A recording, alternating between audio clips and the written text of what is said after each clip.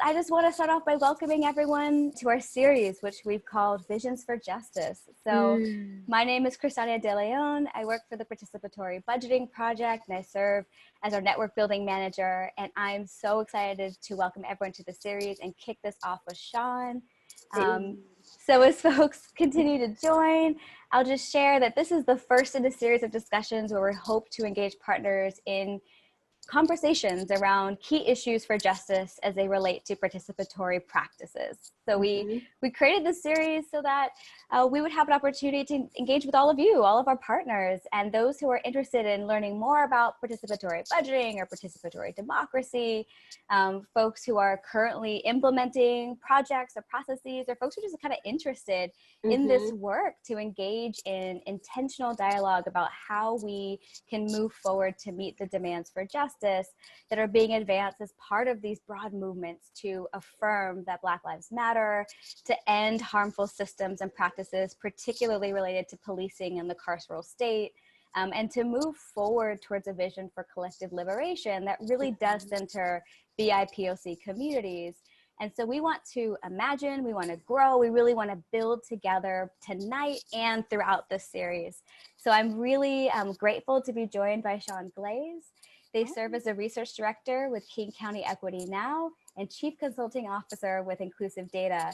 And this is, the work that you're doing, Shaun, is really sort of part of a main coalition of partners that are advocating for divestment from police in Seattle, and advocating the call, pushing forward a call for an inclusive, community-led participatory budgeting process and a number of other demands to advance your work. So thank you so much for joining. We're so excited. And I want to welcome you, and just want to start off by seeing if you could share some more about yourself, King County Equity Now, and the work that you do. Sure. Hi. Everyone should know I'm a little goofy this time of day, but that's just who I am. Oh my goodness. So hi, I'm Shaun Glaze. I am, research director for King County Equity Now and chief consulting officer for Inclusive Data. I'm also from Texas, so I say y'all a lot. And I have two dogs who might start barking at any minute, and a small child who might be like running around at any given moment. And I just want to flag that in case my house, Texas. I'm just looking at the chat in case my house starts making sounds. I am so excited to be here with y'all. King County Equity Now is a Black-led coalition of Black-led community organizations. And just that in and of itself to me is just like one of those amazing things of like, you're bringing people together, and you're pushing for change. The work that we'll be talking about today is in collaboration with two coalitions, King County Equity Now and Decriminalize Seattle, which is another coalition. It's led by Black, Indigenous, people of color, and allies to come together around decriminalization. And so it's just really cool to work together on this project.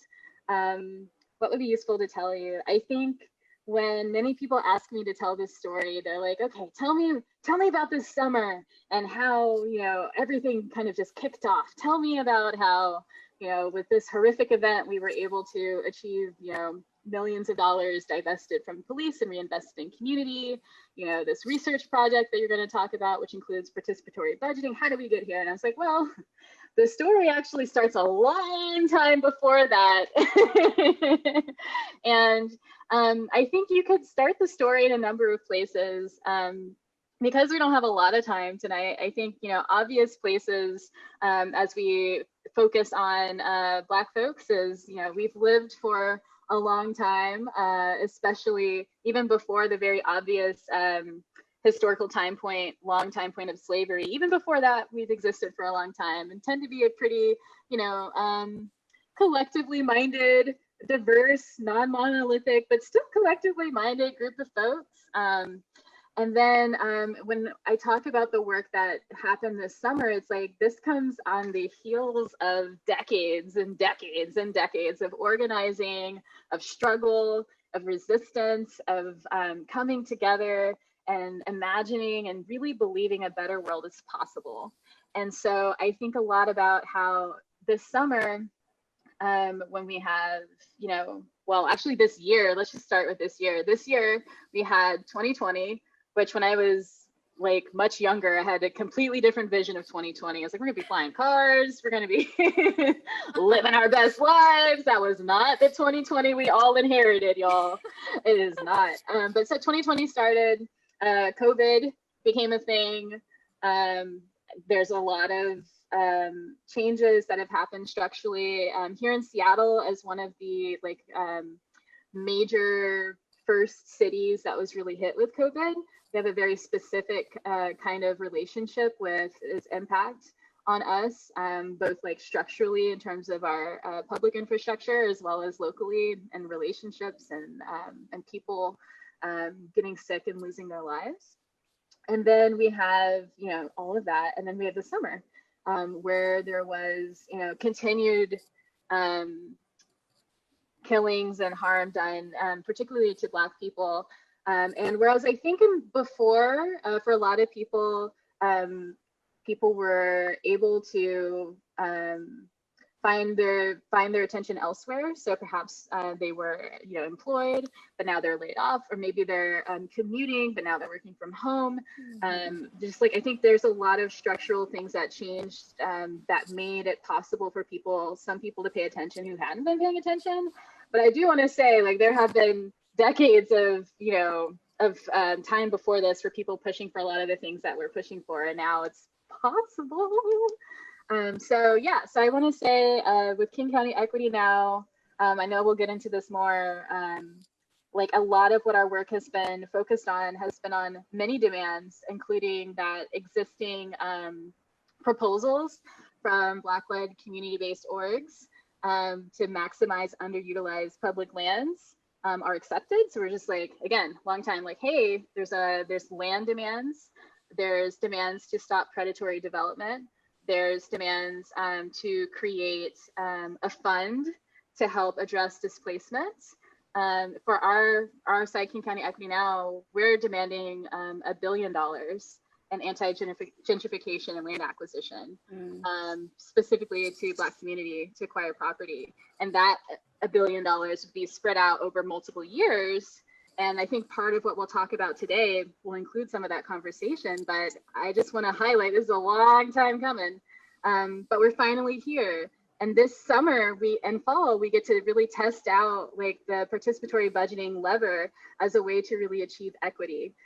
In Seattle, we've used participatory budgeting in other ways for other pots of money, for other goals. And so this time we're really putting forth the idea that, hey, we can use participatory budgeting, not just as like a great way to drive civic engagement and, you know, drive, really focus on which street improvements can we really make with our limited budget for street improvement and which parks. It's like, no, we can actually also use it for justice. So I was really excited to see your invitation today because I was like, oh yes, that's what this is about. Absolutely. No, it's incredible and really inspiring, the work that's happening in Seattle and with the coalitions there. And I just want to remind folks who are just joining right as we get into the meat of the conversation.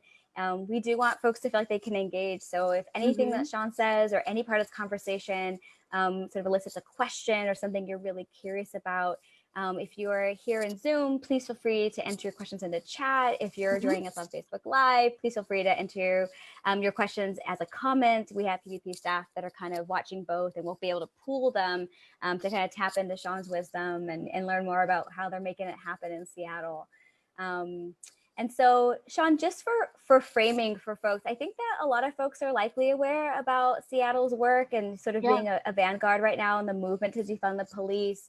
Can you give us a bit of maybe like a couple of bullet points about, you've mentioned a couple of your demands, where things stand right now and which of your demands have been met and how things are moving forward just kind of in this moment? Yes. So our demands were and remain that the Seattle Police Department's budget is that we divest from the Seattle Police Department budget by 50%. 50% of the remaining budget for 2020, and then 50% of the budget moving forward for 2021 and into the future. And I will tell you, at the very beginning, when those demands were crystallized, people were like, that's impossible. They're like, first of all, everyone, they're like, first of all, I don't think there's the political will. Second of all, I think it's impossible to fire police, and most of their budget is payroll. So in order to achieve that, you would have to have mass layoffs.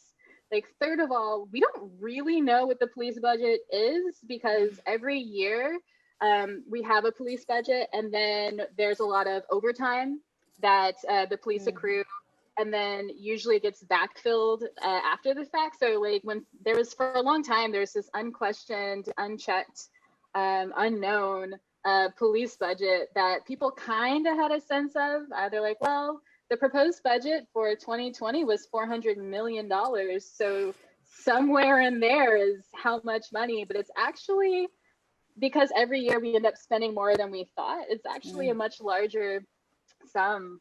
And so I think what I would say for people who are trying to get a sense of, if you've never heard of what's happening in Seattle, and you were just like dropped into this conversation and you're like, I have a sense of where Seattle is and its demographics. It's rainy, right? And isn't it super white there? Do y'all have Black people? Like, I feel like those are usually the things people think about when they're like, I have no clue what Seattle's about.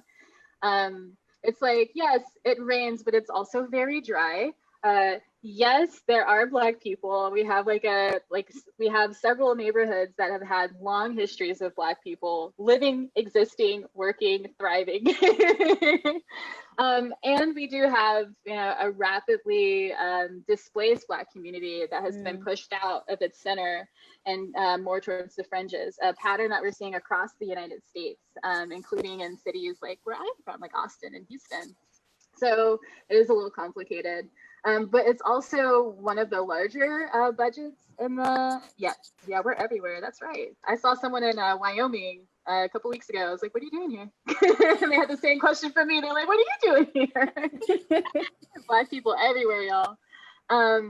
Yeah, so the Seattle context is really interesting. Seattle is a place where, like anywhere, like many other places, we have a long history of really racist policies and practices, and like, that's not even like a biased opinion, that is just fact, and it's recognized politically.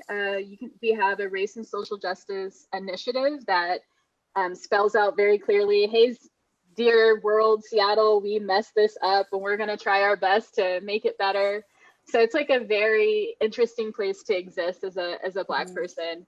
And the Seattle budget, of course, was a lot of our budget is police. Like, it's like more than most of our other departments combined. So it's just a very interesting place to be. In 2020, we had a Seattle Police Department budget of $400 million initially. And then the Corona hit. A lot of the budget, if you were to do a deeper dive, goes towards things like a very popular music festival that happens here, that a lot of overtime is like explicitly earmarked for that festival. Like, if you were to do actual digging, you'd be like, that's weird. So for a long time, no one did dig, because we were told it was like an impossible proposition, but then it wasn't. So for the summer, there was a lot of organizing that happened, of course, nationally, but also in Seattle. Coalitions were coming together and saying, hey, I think we can actually, if we work together, people united, I think we can actually figure this out. And I think it's a combination of an intergenerational movement that helped a lot, because elders have so many stories about, like, here are the broken promises, and also, like, here's the institutional knowledge about, like, how to go about doing this. And then you have young people who are literally every day marching, putting the feet to pavement out there, really, speaking clearly, speaking their truth. You have people who have like very little formal experience in policy or in research, providing support. You have people organizing in different ways, so like taking care of each other in different ways to make it possible for folks to have the capacity to do this dream and kind of connect the dots. Like, it's just all of those things. I would say, if you're not from Seattle and you're wondering if you could do something like this too, I think those are things that can happen anywhere. People coming together and thinking about new ways of imagining how the system might work. what are the things that people have said is true, but actually might be more malleable? Like the idea that it's impossible to fire cops. It's like impossible, or just like real hard. Right. Yeah. Yeah. Those limiting biases, like the things that we believe, but no, we don't necessarily question. And this is maybe the time in the moment to start to question, what is possible and what does that really mean? I think so, yeah. And I think for a lot of people one of the things that we're really questioning is like, who has the expertise, wisdom, and leadership necessary to carry this forward? And so for me, I mean, I guess I skipped over this part, but so I'm a researcher by trade and by passion. My focus is on participatory action research, which is all about blending together kind of like activism and like policy change and like research, like shake them all up. And like, that's basically what it is. Yes. And so, and I've been passionate in doing that work for like 10 years or longer. So like for me, this is a natural connection, the idea of like who gets to generate the knowledge that creates the world we want to live in. And for me, it's usually not the people with all the initials. I mean, granted, I traded away so much of my life for like these initials that I have, but like usually it's like people who have that lived experience, who are really close to it, who know exactly how this little part of this institution and this little part of this institution reinforce each other. So if you're going to make any progress, you have to go on both sides and push. And so, yeah, anyway, I just want to say, if you're not in Seattle, it is in some ways a very special place that's unique in its own right. But in many ways, the ways we've been able to be successful hasn't been as deeply connected to that context as you might expect. Yeah, that's super helpful context. And I love that you bring up and also your expertise in participatory action research, because I think it just demonstrates how you can bring an expertise around folks who are doing community-centered work that might not necessarily be in more traditional ways that we think about community engagement, but really can contribute incredible knowledge and skills to help us sort of broaden our vision to bring folks in. Which makes me wonder, so I know that the demands that come out of Seattle from grassroots coalitions include a number of investments that specifically meet community needs. Yes. And that includes sort of a goal of running a PB process in 2021. Yes. And so I'm curious from your perspective, and even sort of what you bring with your sort of participatory action research perspective as well, like, why for folks in Seattle is participatory budgeting a tool for this movement? Like, how is it helping you further your vision for creating, a more just Seattle? Yeah, totally. I think the whole idea of like who has the expertise, who has the wisdom, who has the leadership to run this forward, it's like the people do. And I think that when I think about what research makes possible, like other than just like you're uncovering new things and you're learning new stuff, and that's great, and you make solid recommendations that are based on data and you can really move this forward. But the other part is like, which levers to pull, which mechanisms will get you your end result.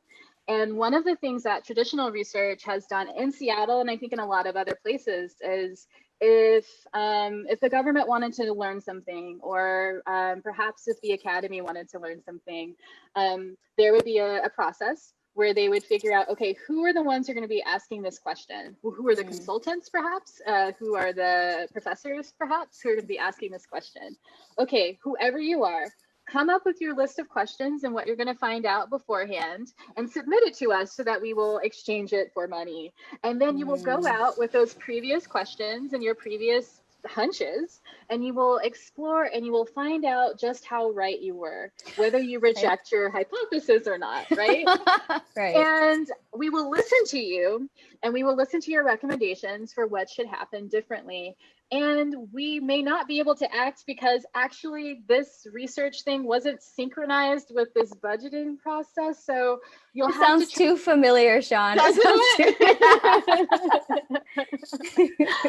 And so like with us, when we think about like what makes change, we think a lot about as people who are used to kind of hearing that, like community members are like, we gave you all our brilliant ideas. We went to your focus group, we filled out your survey, we gave you your recommendations, you sort of filtered them weird, but that's fine. Like we put it out there. And they're like, cool story. Unfortunately, we could not adopt that this year, but maybe next year we'll be able to, except next year we'll have to do new research to find out if it's still true. Right. Right? Who is familiar with this process? Yes. But for us, when we were really designing this out, we knew that we wanted none of that, and that this was really an opportunity to think about, okay, we are community members. Yes. Shari says, I've seen that play out a lot. Me too. As community members, so many of us have, and in some cases, people get super jaded. Yes. And I know that, and I would tell you, just as a research consultant lens hat, that that is how you damage relationships. When you ask people for input and then you do nothing with it, and then you keep doing that, they start to trust you less because you're less trustworthy.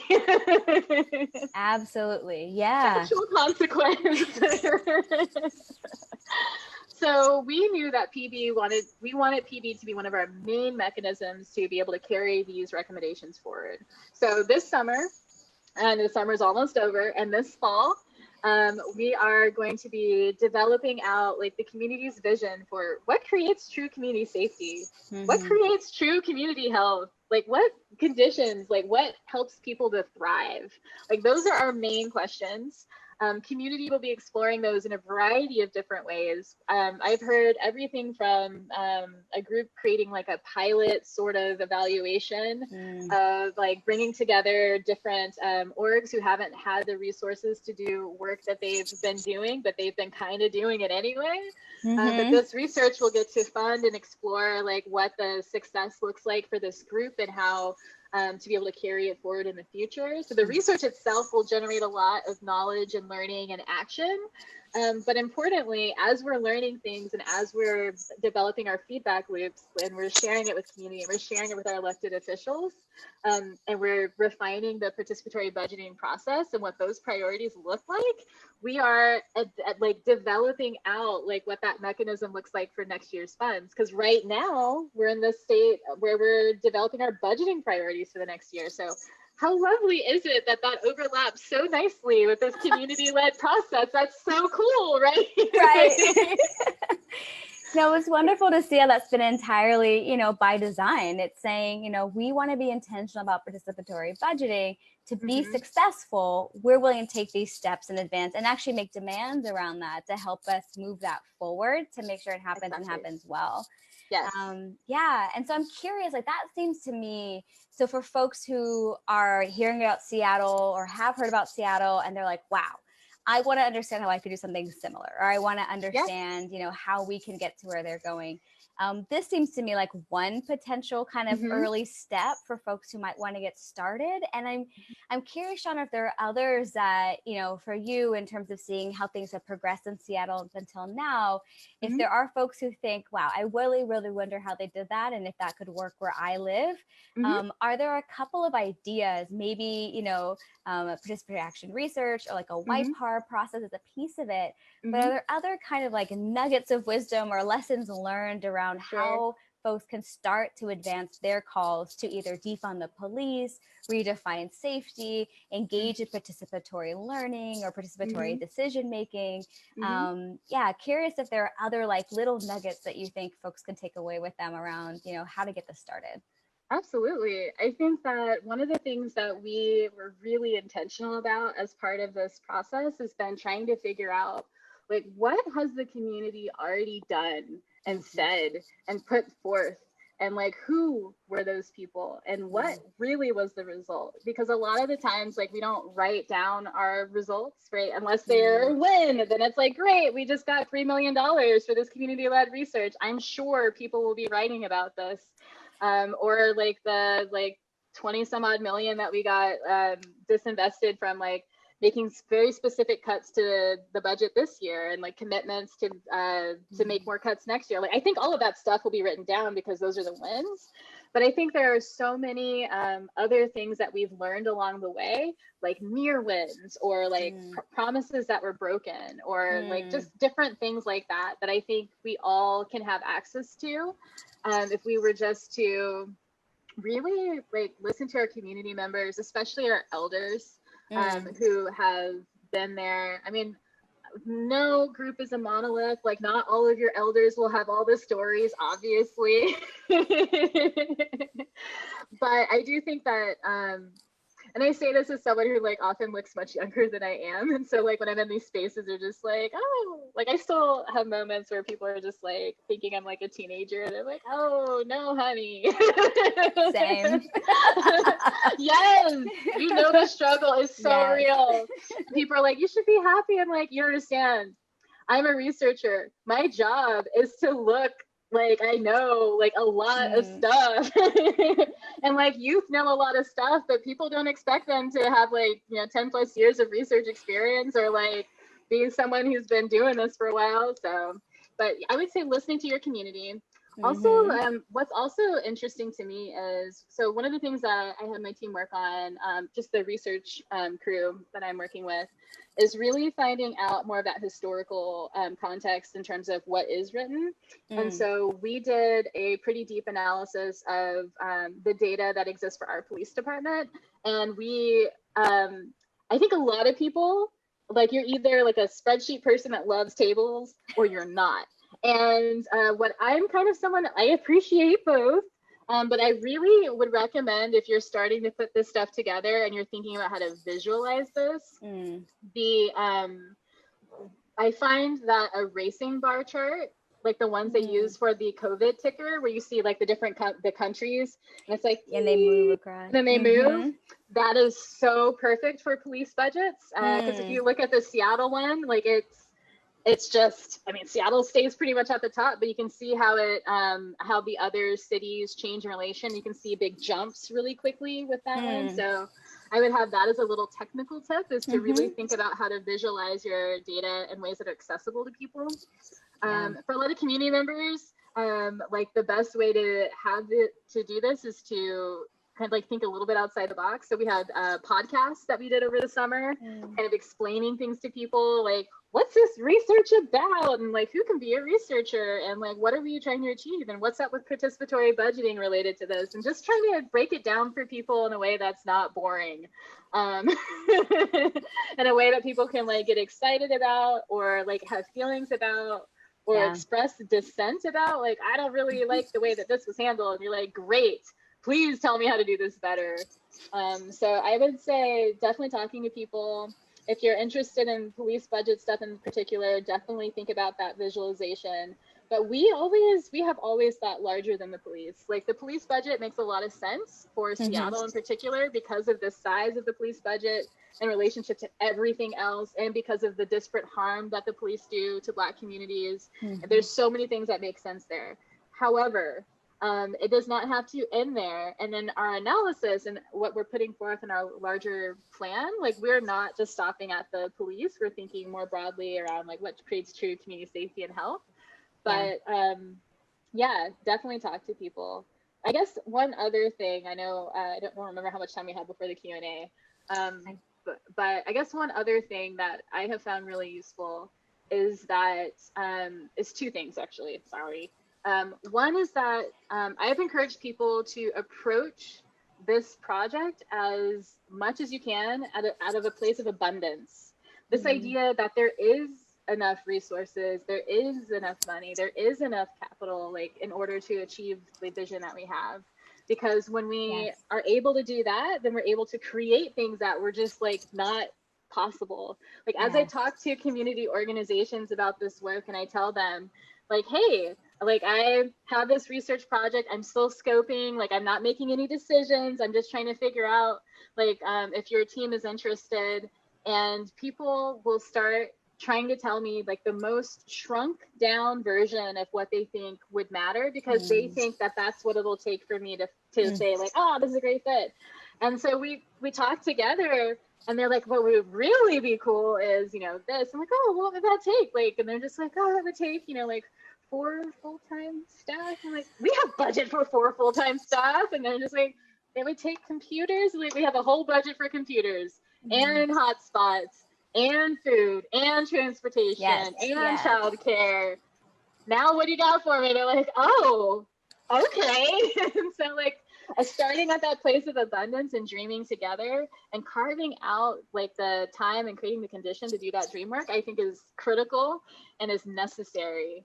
Yeah, Shaun, I gotta say the chat is popping off. Everyone's like abundance. Even you saying dream work, like that is it, right? That is a piece of this, like, of when we talk about like visions for justice, like a part of it is like creating a vision, and you saying like be aspirational is, I think, really resonates, because I think sometimes people do get the message that it's too much, too fast, too whatever. Before I let you kind of get into your last piece of advice, there's a question in the chat around the name of the podcast you mentioned, and I don't want to forget for folks who might be interested. So I can make sure to ask you. Okay, sure. It is. That's funny. We never really named it. But if you go to King County Equity Now's YouTube, that's where we host it. So Wonderful. It's King County Equity Now. And then I guess it's called the KCEN Research Podcast. And it's like, Perfect. It's basically me and this other person named Latanya Sevier, who's also a Black researcher. And she's also a firefighter and she's just awesome. But yeah, we just talk together kind of like this and try to update people on where we're at and what we're learning. And and I think I'm really excited for when the funding and stuff kicks off, because then that's one of the ways we'll update people on the process and what we're learning. So definitely check that out if you're a YouTuber person. We can be sure we can include it in some follow-up and send it out to folks who at least are RSVP'd here. We can stick it in the bottom of our Facebook kind of comments. We can pin it. Make sure folks can kind of draw the connections, close the loop. That's amazing, Shaun. Yes. Oh my gosh. And one of them, I think it was like wash day, so I'm like literally under my hair dryer. Yes. So Black folks out there with like natural hair, it might be a very familiar kind of thing, but the dryer's not on because I want people to hear me, but man, it was a long day. That's real though. I mean, that's how the work happens, honestly. Wonderful. And I wonder, I do have like one more question before we kick it to Q&A, but did you have anything else you wanted to add for like things that folks can really keep in mind as they move this forward in their local communities or in the context they're working in? Yeah, the last thing is like just really the value of coalitions and building a very diverse team. And so I would say when I think about, I mean, there were definitely weeks and still are weeks where it's like 70, 80-hour weeks, real long, because we're all juggling all these things. You know, many of us are doing this work as volunteers. Like I'm doing all of my research director work as a volunteer. And I think a lot about how like the beauty of being able to do this in a team that is so diverse is that we're able to share the labor in a way that larger systems might discourage. Like, no cooperation. Who knows what you'll get into? It's like, yes. So we have on our team, it includes people who have like a very diverse like professional credential set. So like you have like lawyers, you have researchers, you have public health professionals, you have people who do work in public safety, you have people who work in mental health, you have people who do wraparound services, and just like all of these different like professional kind of expertise. And you also have like a really rich diversity of people who have very like specific lived experience that helps you hone and refine and get really detailed around like what you're pushing for. So people who are currently incarcerated, people who are formerly incarcerated, people who were foster children when they were children or currently still are foster youth, people who are experiencing homelessness, and just like you talk to people and you get to really learn and share with each other and build something that is so antithetical to the status quo. Which is like also so necessary for this work. So I would say those two things, like, you know, really just like thinking from a place of abundance and just like really, really focusing there. And then also just like making sure your team is like as diverse as you can make it, especially, you know, as you're still volunteers and working on things, like just keep pushing yourself on that and thinking about like how to build that out in a way that you'll be able to really leverage. Because if you are put in a position where it's like, city council's like, we believe you. What is your plan? That you can put out like, well, here's our 13-page plan, which is our itemized, 2020 blueprint for police divestment, community reinvestment. We have these 4 buckets here. This bucket is research. This bucket is civilianizing 911. This bucket is like meeting people's basic needs. This bucket is scaling up community-based organizations. Here's the criteria for those community-based organizations. Here's the timeline for when this is going to happen. Here's how it feeds into these mechanisms. They're just like, well, damn. Yeah, how do you argue with that? Yeah. Yeah. And I think what I hear, Shaun, you kind of reiterating, even talking about like multi-generational coalition building, like broad kinds of like specific skill sets, but also topical expertise. Like it takes all of us. It takes like a breadth of community to come together to really push this movement forward in ways that are leading to tangible action. And it's so exciting. I think I have a public health background, and it was funny because for a long time, I think there were sections of public health that really see things like participatory budgeting, democracy, things like that, or even just like justice, like our justice movements is really tied into the work that we do. And there are other inroads in the field where we have to kind of continue to convince folks. I've noticed that we've like, what's been changing now is that people are kind of snapping in to say, oh, wait a minute, these are absolutely interconnected. We have the same root causes of the same issues that we're facing. We're kind of working together in this coalition. Why aren't we working together sort of more broadly, more holistically? And that really resonates. And I think, and I'm sure this will come in Q&A, and like peeking what folks are curious about, but even just thinking about, how are we engaging folks with all different backgrounds and skill sets and expertise as being so critical? I thought that's really resonating. Yeah, absolutely. So I got one more question for you, and then we'll hop over to Q&A for things that folks are submitting. So this is my last, or not last, but another request for folks. If you do have a question for Shaun about the work in Seattle or about participatory decision making or anything like that, please feel free to throw it in the chat, throw it in the comments, or pulling them together. And while you do that, Shaun, my last kind of big question is sort of like, what is next for Seattle? Like, where do you see this work? Where are you? And maybe we can say, like, in the weeks or months to come, like, what's next for this movement, and what can folks look forward to kind of tracking or learning more about? Yeah, totally. I mean, there's so much. Like, I don't even know where to begin. We've had like so many wins, and I think that it is just the beginning, because like we were able to accomplish this with like our team of volunteers who are doing this work between other jobs and all these things, and there's no like funding to like really do the deeper like more quickly scaled up work. So it's just, but now there's funding. So we have over 10 million that's been allocated for scaling up our community-based organizations, and so I'm excited to see that be released this year. I really I can't even tell you how amazing it is to just be like, there is going to be money to do the things that you think will matter for preventing violence and like creating safety and just like all these things. It's like there's 4 million that's earmarked specifically for gun violence, and like a very complex set of issues there. And so there's like, that's amazing. That's another win. For the research, of course, I'm excited, because that's what I'm always going to be excited about. Being able to spend probably about $1 million just on payroll, being able to pay people for their expertise and for them to do that exploratory work. Oh my God, yeah. I'm like at like living wages, like during a pandemic and an economic downturn for especially for Black folks and people of color. Absolutely. Oh my gosh, yeah. And I'm excited that we've been really creating partnerships of thinking about how to make sure that this both the work that is being done as well as the findings are going to be leveraged, not just in this year, but also in future years, that we're connecting it to this budget, that we are not having to convince our government that participatory budgeting is the way.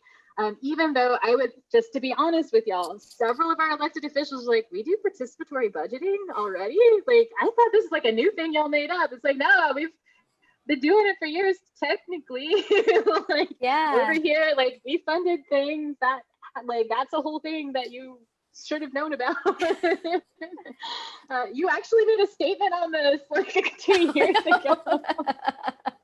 Well, so it's a way to bring people along. Yeah. So it's just, and and in many ways, people who are not as engaged in political processes, they're so ready for it. They're like, man, it would be really great not having to rely so heavily on our elected officials to be able to create a world that works for us. Because I think if there's anything that has happened for a lot of people, especially in 2020, has been like a real erosion in trust. Because of just all the things that are happening, to say the least, politically. So it's just one of those things that a lot of people can really get behind, where they're just like, cool, community, like Seattle, we're really pushing for a community-led process where the steering committee, who will be basically stewarding this work, is decided by community folks. And we're really pushing for a process where this year, we'll be identifying what are the sort of qualities of that steering committee is important. A lot of people haven't been asking Black people, haven't been asking Black and Brown people, like, what priorities are important for that, but we get to do that this year. And so really just kind of build out a system that highlights that expertise, that also focuses on equity. Because our previous PB processes were really focused on equality, right? So we have like these 7 city council districts, and we're gonna like divide the funds equally between all of these 7 districts. And we're going to, create this idea that like each district has the same level of like need and support and resources all the time. And it's like, well, if only we lived in that world. But this PB process that we are proposing will be able to do both of those things. So I'm just so stoked for that. And then again, we are calling for 2021, half of the public safety budget going through a PB process, as well as there's $100 million that our mayor has said will go towards Black community, and we're calling for that to be going through a participatory budgeting process that's designed through this Black-led research and focusing on Black and Brown folks. So I'm real excited for what's coming up. That's incredible. Thank you so much for sharing. And I know we're really excited to kind of follow and support anyway. And I can see folks are already putting in their questions. And so what I'll note is that, our Facebook and Zoom kind of capacity is not going to cut us off at the hour. We have a bit of time. So for folks who might have to leave at the hour, just know we will record this. This will be on our Facebook page. And if Shaun, if you're available, is it okay if we go a little bit beyond the hour to kind of get through some questions? Yeah. Okay, awesome. And so you did talk about sort of multi-generational kind of coalitions and the role of tapping into the expertise of elders in particular.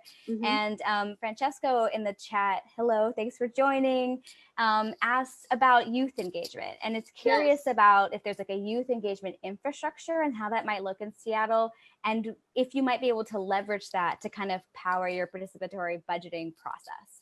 Yes, absolutely. I mean, I talk a lot about elders because they have the institutional knowledge in many places, but our youth are absolutely critical.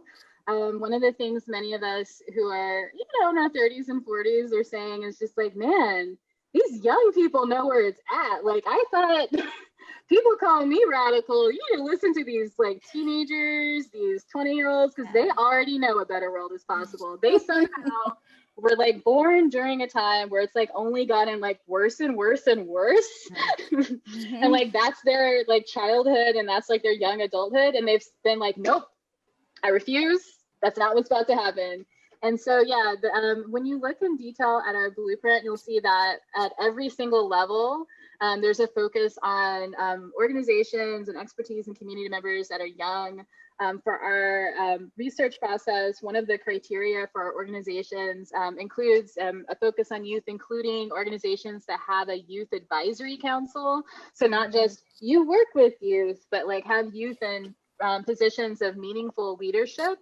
And I will tell you, in terms of the people who I've talked to so far, which at this point I've talked to, I'm realizing well over 100 people in the last like month or so about this research, not counting group conversations or like other stuff, just like individual one-on-one conversations. Most of them are young people who are just like, I know what needs to happen. Like I can also, I'm really good at connecting people. Like young people, I don't know what it is, but a lot of them are not shy. And they're just like, they are like music producers. They do like events. Like everything's locked down in Seattle, but like some young people can like draw a crowd or like a march. Like our young people out here, and I'm sure in other places, are where it's at. So yes, they will be deeply involved in the participatory research process, as well as designing out the participatory budgeting process. There's a strong possibility that they'll be reflected in the steering committee that'll be decided for next year, just based on what terms of what community's telling me, including our elders and including people who are like in between like me. So yes, absolutely youth, yes. Yeah, absolutely. That's wonderful. Yeah, I got to say, I mean, our ED, Sherry Davis, shout out, always kind of talks about, you know, youth are leaders now, and what does that really mean, and how do we really live that, embody that in our work. And I will say, like in Oakland, there is, where I live, there is a lot of movement to like defund the police here as well. I discovered that I live around the corner from the mayor only because of a youth-led protest that came to my neighborhood, and folks are like, we're going to our house and we're going to make our demands. And I was like, why is it so noisy? I was like, oh my God, it's right here. And that's youth leadership in action. Like I'm learning all the time. It's incredible. It's really beautiful to see. Yeah, absolutely. So we have another question from Uhuru in our comments, our chat. And as we know, there's like a whole spectrum of perspectives around, you know, divestment and these movements and the process to make sort of this work happen. And so the question's around if you've had sort of more moderate folks that aren't, you know, necessarily on board with the maybe more abolitionist or sort of a Black liberation agenda, but aren't necessarily like direct opposition, like right kind of in that moderate zone that could be kind of allies, but you know, a little bit outside, kind of co-opting the narrative or like building competing platforms. Or how is it navigating folks who are kind of like 1 foot in, but not 100% with you? And is it something that you've had to kind of navigate? Absolutely. I think it's definitely something to navigate. And what's interesting to me is, honestly, the harder part hasn't been, I'm used to talking to Black people because that's what I'm used to. I'm also like very used to when I'm talking to Black people, like all of us know we're not a monolith. It's really like having to explain that to everybody else for some reason, like where it's just like maybe you're meeting with city council or you're having a press conference and they're just like, hello, Black leader, please tell me what you think of this group, which thinks this. And you're just like, I mean, what? They're just like, well, doesn't this completely negate your claims because this other Black person said this? I'm like, let me get this straight. You think that if we're not a monolith, then we're not valid, even though like there's no such thing as a monolith of culture. Like, what are you talking about right now? I think that has been a harder issue for us because for a lot of elected officials, because we don't have Black elected officials serving on city council or in the mayor's office, right? So that it gets like there's this nervousness around, okay, if Black people say this and the thing right now is to listen to Black people, as long as they all say the same thing, I'm in the clear, right? And so having to like combat that has been really interesting. We do have a diversity of thought. I'm just going to talk about Black folks for a bit because that's easier. That's my lane. We do have people who are, I don't think we've had people who will co-opt the movement as a whole. Earlier in the summer, there was definitely this really, what's the best way to describe it in a way that's not going to be terrible? There's this really complicated situation where our mayor in particular was having meetings that were like closed door private meetings that weren't like, and was not being open about like who these Black people were that she was meeting with. And she's like, I talked to Black people and they support like whatever it was that she was doing. The rest of Black people were like, what are you talking about? Who are these Black people you've been meeting with? Like, what is going on? And so and I think that what's been tricky is that right now in this like world of like fake news and like all of this, like everything is just like suspicious and difficult to parse. But here in Seattle, we have people who've been, we have Black people who've been in Seattle for generations. And so if they don't know you, and like you're said that you're like from here, like it's one of those things where it's like, who are you? So we've had more of that. I've seen the co-opting happen in other places where you have Black folks that are organizing for this thing, and then there's another group of Black folks that are organizing for this other thing. I feel pretty fortunate in that perhaps it's because we've built a coalition that is intergenerational and that has a diversity of experiences. Like we haven't faced that same kind of like organized opposition. And for us, like I think what it is for King County Equity Now, not only are we like a coalition of Black-led organizations that are all like different in their own way, honestly, I feel like for us, like most of what we're trying to do is just create the possibility for these other orgs, these like actual like community organizations that aren't coalitions to be able to grow and thrive. So I think that has helped a lot too. Whereas in other places, there's that sense of, well, there's not a sense of abundance. And so people start like fighting over like the little scraps that exist. And I think if you create a context where that doesn't happen as much, you're able to like be more successful. Yeah, that makes a lot of sense. So I just want to recognize too, so we're getting close to the hour, but I realized a couple of people will probably join us at various points. And so I want to like say welcome in case you're kind of joining now, or you're like, where are they in this discussion? So I'm Kristania de Leon. I'm with the Participatory Budgeting Project. I'm joined by Shaun Glaze, who wears multiple hats, but is, yes, all but is sharing with us some of the work that's being done in Seattle to advance sort of a vision for justice, particularly around their efforts to defund the police. And we're in the middle of some Q&A. So please feel free to keep entering your questions. We'll take a couple more. We will not be here all night, I promise. But we'll do a couple others. So thanks everyone for joining. And I'm curious, Shaun, you've talked a lot about, we've mentioned this, like the coalition building, multi-generational, multifaceted, and all of these elements that go into, advancing a movement.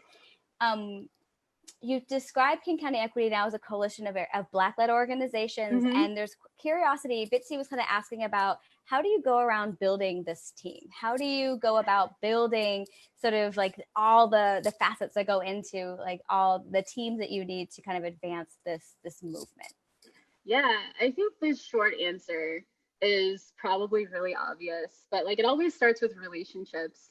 I think in the time of COVID, it's a little like complicated in that, at least in many places, it's not safe to just kind of randomly knock on a stranger's door and be like, hey, what's up? But I do think that people are still really social creatures. Like we're still social beings that like to talk to each other, that like to connect and find out like, who are you and who am I and who are we together? I like, this is going to be a little weird maybe, but for me, I think a lot about how, and someone else said it much better, but it's like when Black folks are together, it's like our ancestors are meeting, like each other for like, they haven't seen each other in a long time, right? Like since way back when. And there's something about that I think is just really special. Like I'm not someone that has like a very close relationship to any particular faith tradition, but I do think that at some level, even if it's just like DNA, like sharing space together, there's something magic about joining together. And I do focus a lot on Black folks through my work with King County Equity Now, but this work would not also be possible without other folks too, including our Indigenous and POC, our Latinx, our Asian, our API, our Pacific Islander, like everybody else and our allies coming together. And so the other coalition that's been doing this work with us, Decriminalize Seattle, of which some people are in both groups, has been absolutely critical. It's just, it's just really amazing what happens. And I do think it's like, in terms of my relationship with King County Equity now, I think this will be like maybe a happy story for people who are like, I don't know, y'all. Like this summer, King County Equity now already existed. Like they're already doing their own thing. I'm like, man, I love everything that they're doing. I'm a researcher. I wonder if they need a researcher. So they have like a website, and it's just like, if you have skills, let us know. And I was just like, I have skills, but like, it's cool if you don't need them, right? Like I am also that person who's just like, oh, this could be great, but also I like, maybe I should make myself smaller. I don't know. And like I reached out and I talked to someone there, and I was just like, if you'll humor me, I have a vision for what this could look like. Like I think we could really make something that is enduring, that is relationship focused, that is action oriented, that is all about thinking about how research and collaboration and, you know, activism, organizing, you know, budgets, like all that stuff. It's like, I think I have a way that I could help, but like, here's my vision and let me know if it sounds like you don't want anything to do with it. Right. And they were just like, I think we should keep talking. And here I am. And I think it's just that simple. Like, as I field these inquiries from people from all over, who, especially now that like the money's been voted on, are super keen on like being part of this process. Like I get people who are just like, dear researcher, right? Dear Shaun, like and then like going through this whole list of things. I read your blueprint. Like I meet these criteria. I live in this area. Like and they're like, and I'm Black, and like I do these things, and like, you know, all these things. And it's like, oh my, really, I love to talk to I always want to talk to everybody, but like Black people, that's generally how we write our emails interested in this project. And I'll have people who are just like, they don't know my name, they don't know the project, they don't know the work, they don't know like what they want to study, but they heard it's like a paid research opportunity, and so they're in. And like in many ways, like those emails look something like this. Hi, like I'm interested in research, I'm a white person, hope that's okay, like I'm looking for this paid opportunity, okay, thanks, bye. And I think about how like I've never been in a position where I've like been in charge of like hiring on any, like this is a new experience for me. I've hired before, but like not like this, where it's like I literally see and talk to hundreds of people. And I think about that idea again, like of abundance and like what it takes to do that. And I think about how so many of us, we've been like forced and punished if we didn't, like shrink ourselves if we didn't figure out just one question to explore. Like you got too much going on. You know, and I think about how for so many of us, like we sort of like overcompensate, maybe it might be the word, where it's just like, let me tell you exactly, you know, all of the things, and if I don't meet them, I won't even try, right? Even me, I'm just like, I don't even know if you want my skills, but if you do. And I think about how this work is so important, and it's so relational, and it's so talking to people, and it's so helpful when we can really see each other. And so I'm just excited about that. Yeah, so we gotta convene the ancestors. We gotta bring our coalitions together. We need to be accessible to people. We gotta reach out, offer our talents and skills, and we gotta like find those ways to let folks in, you know? Yes, but we don't have to be perfect, right? Yes. Like that's the thing. Like I think for so many people, it's like, well, if this isn't the best thing ever, if it isn't like translated into every language possible, if it isn't accessible for every disability possible, if we don't name explicitly each racial, ethnic, linguistic group and or community, if we don't, you know, do this, then we shouldn't even get started because it's not going to be good enough. And it's like, if you don't get started, you won't be able to get like the actual resources you need to do this well, right? Like that's one of those things that I would really encourage people as you're kind of walking away from this. If you are that person, and I think there's still a lot of us who are, like I will like dissuade you of that illusion that it needs to be perfect. And rather, like I think in many movements, there are many times where for a particular moment, not for the whole movement, but for a particular moment, All it really took was like maybe 5 or 6 people hanging in there the very hardest, so that the next like group of people coming could like relieve them and take over and let them work and continue. Like a choir holding a really long note, right? Is like, we're not all breathing at the same time. We're all doing this work together. It's the same thing. So if you're a little bit uncertain, I would just encourage you to really think hard on that, and how we are encouraged to think that way because it serves the status quo, but we can let it go because we're in a pandemic and a recession and people are dying, and like, this is the time. Yeah, we got to come together. We have to trust that someone's going to hold the note if you need to take a breath, and that we can show up for each other. Absolutely. And I wonder, I think we can do 2 more questions. And I wonder if there's a couple that have come in around, and maybe this is a bit of a bridge, around, you know, how for folks who live in maybe like majority white spaces, or folks who are like Seattle. I mean, really, I mean, yeah. And I think a lot of folks who even see themselves as allies in this movement, who are coming from maybe like less diverse spaces. Are there ways where it makes sense to you, from your expertise, for them to like appropriately and adequately support you know, Black leadership or BIPOC leadership in this movement, and maybe like trying to define what that role can really look like in a way that is authentically supportive and helpful? And from your perspective, you know, what are those dynamics between doing and engaging in like a Black-led movement when you're dealing perhaps with, in your case, sort of majority white leadership or less diverse leadership, and for folks who really want to show up, who are maybe themselves white or allies or in those kinds of spaces, how can they start to kind of figure out the right way to plug in? Yes, that is almost $1 million question, but it's actually pretty easy to answer, which is like, there's no one way to do this well, and yet there are so many ways to do this less well. So I will give you the Cliff Notes version. Here's what I've seen just in the last 2 months or so, in terms of like effective things. I want you to walk away with the effective thing, not the ineffective thing. I've seen people use their professional expertise and access to capital and access to power to do this work. So we have, for example, a firm that worked with us. We had like their whole firm basically, or like maybe most of it, providing pro bono services to us. So if you're, say, a software developer or a designer, there's such a need for a designer, and so many designers are out of work because of this pandemic. Often like whatever you do in your day job could probably help the movement in some way, honestly. So figuring that out, like some companies will also match whatever hours you volunteered because it's useful for them to do so as well. So it's just like really thinking about that.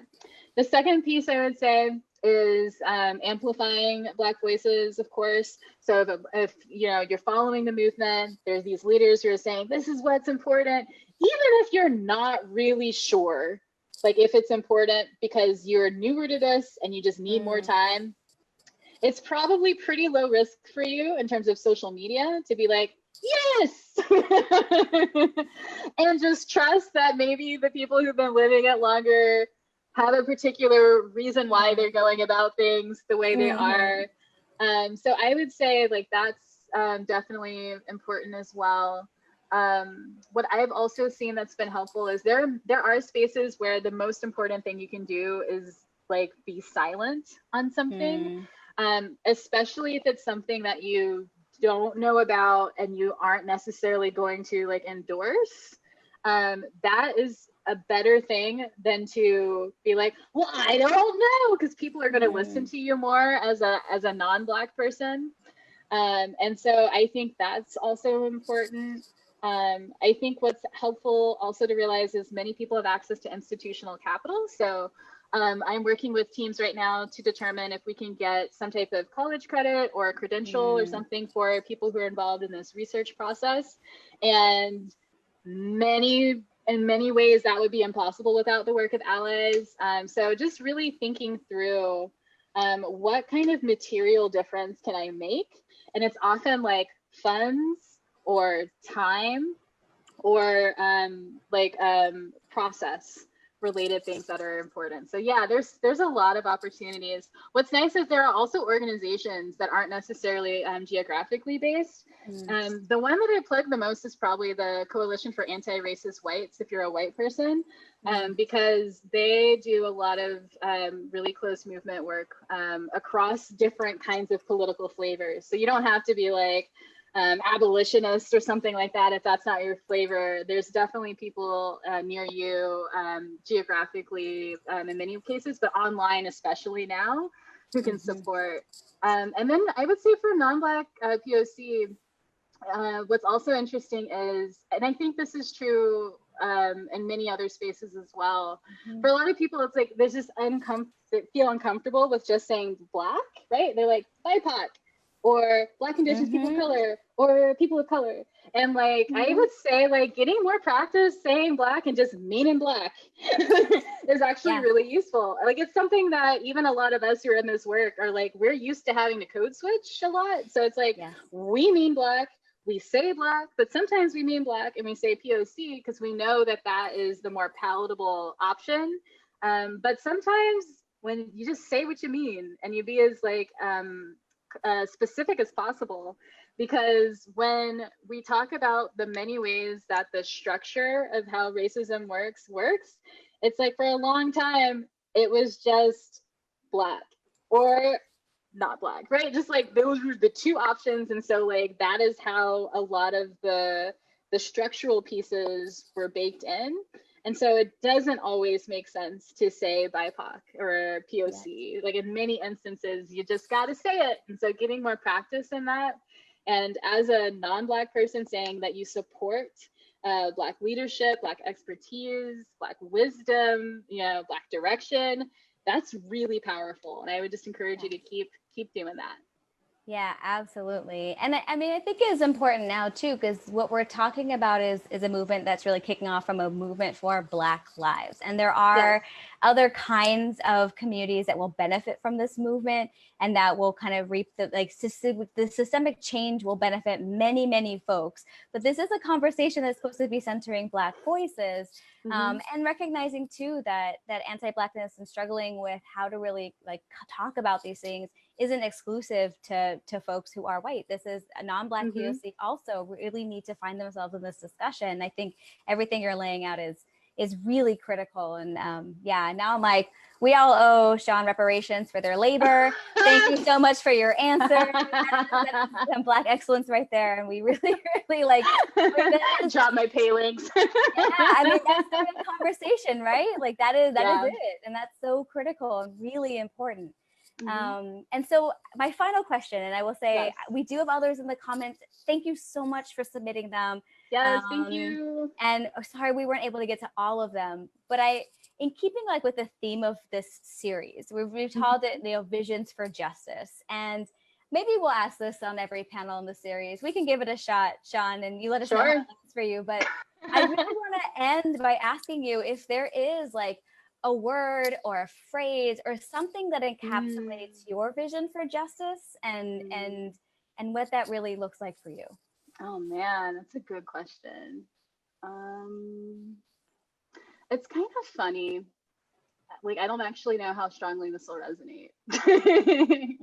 But when I think about a vision for justice, I am almost always in like a community garden eating with like ancestors and children. Like this is like legit. When I sketched out my vision for like how research and the movement come together, it's like storyboarded in a comic strip form, like this whole thing. But like it is literally thinking about how like the past and the future are connected, how we can feed each other, how we nourish each other, how we like work with the land, and like just like everything about that, and just like just like taking care of the land so it takes care of us and so we can take care of it too. Like everything about that is like my vision for justice. And I think like I just commissioned this piece from a woman of color who makes beautiful art. And I was like, when I think about PB, I think about this. Can you like sketch this out? And maybe I'll share it after. But like that is what I was thinking about when I commissioned that piece. And it's like, yes. That's incredible. Oh, I think we've got, hold on one second. I'm gonna ask you. I'm having trouble. There we go. Tech issues. Of course, with our data tech specialist here. Thanks for doing it. That's incredibly beautiful. Yeah, I love that. We'd love to see it. Yeah, I'll share it out to you after. Absolutely incredible. And yes, I think folks who are still with us are able to kind of enter their vision for justice into the chat, and I love that. It's really, really beautiful. Yeah. It's funny. I've been thinking about like how to encapsulate, what this is for all of us. And it's funny, the word that's been coming to mind for me a lot, and I think what kept coming up even as you were speaking, Shaun, is like this word of wholeness and this like experience of being whole in our understanding of our history, and our understanding of like the legacy of these systems and really what that looks like, but allowing people to be whole in themselves, in their bodies, in their space, and in their communities, and to really be held and affirmed by one another. And so that's been really resonating with me, I think, as you've been talking and sharing more about your work. So thank you so much. Thank you for joining us. Yeah. So for folks who want to find out more about King County Equity Now, KingCountyEquityNow.com is a place to go. Anything else you want to lift up for folks? I think that's really great. There's also Decriminalize Seattle, who is our partner in this work. And I think they are decriminalizeseattle.com, and they are fantastic. And there they actually have like our blueprint, like our full-on blueprint that we presented to City Council, which includes the participatory budgeting and why it's so important. So definitely check that out. Awesome. Great. I know you all are on socials. You all are kind of all over. So find them, follow them, support them.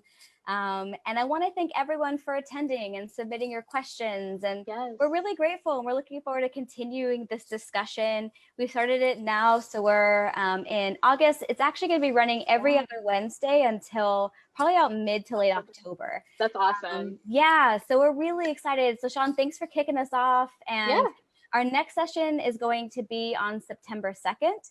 It'll be same time, so 4 Pacific, 7 Eastern, and it's going to focus on safe schools. So looking at how schools are imagining, and engaging students in redefining safety on their campuses and within their communities. So we'll be sending out more details on that in the coming weeks. Mark your calendars for September 2nd. And again, I think we'll probably run quite a few of these through October. So I don't know, folks have things that they're super excited about or really curious about, let us know. And if it doesn't fit into the series, we'll maybe find some other way for PVP to support some kind of discussion or learning about it. Thank you so much to you, Shaun, and all of your partners and your colleagues in Seattle. This work is just incredible and really inspiring.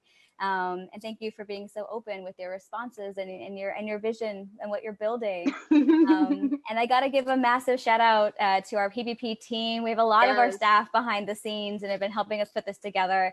So I'm lucky because I get to be here, but everyone you don't see on our team, which has been absolutely incredible. So many thanks to the folks at PVP for making this possible. And thanks everyone for attending. We will see you next time. Thanks everyone. Thank you. Thank you so much.